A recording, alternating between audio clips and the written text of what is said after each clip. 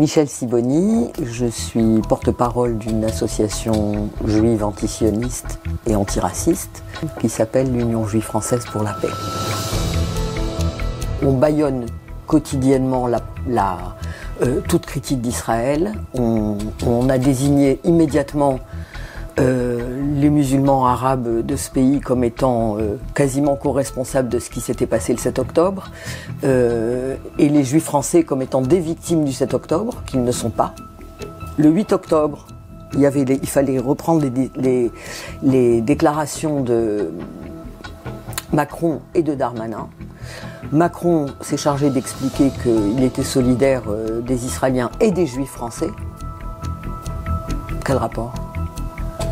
Pourquoi établir ce lien avec les juifs français ?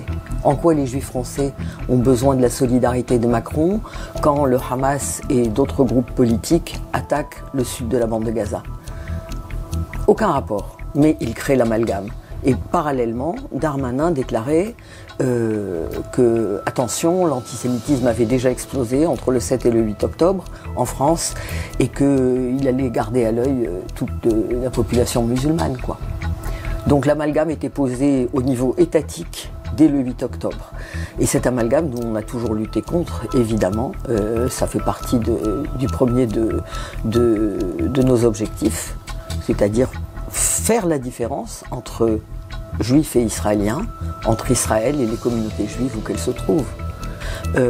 Moi j'ai appelé ça les victimes du 7 octobre, et il y en a beaucoup, il y en a un peu plus d'1 millier, les victimes juives du sionisme.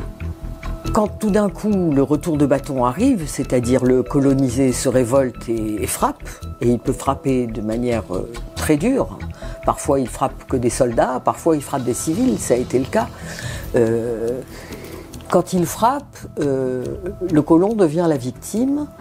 Les colons blancs sud-africains, ils étaient d'abord victimes du régime de l'apartheid, avant d'être victimes du bras armé noir sud-africain qui les a frappés.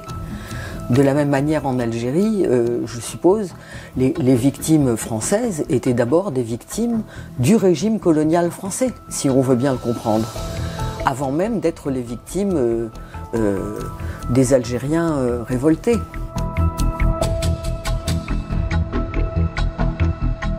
On soutient Israël, il a le droit de se défendre, comme si le colon avait le droit de se défendre contre le colonisé.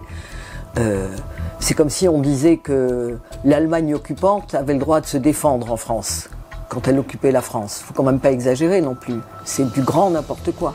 C'est un monde de violence. Je trouve que c'est une violence inouïe de ne pas reconnaître ce qui est en train de se passer, de défaire tout le droit international et de le jeter à la poubelle, parce que c'est ça qui est en train de se passer, bien entendu, toutes les normes du droit international, et tout ça au nom des Juifs, s'il vous plaît. Même pas au nom des Israéliens, au nom des Juifs. Vous vous rendez compte ce que ça signifie ?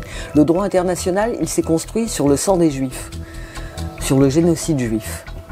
D'accord ? C'est le lendemain de la Deuxième Guerre mondiale que le droit international est littéralement écrit pas à pas et mis en place.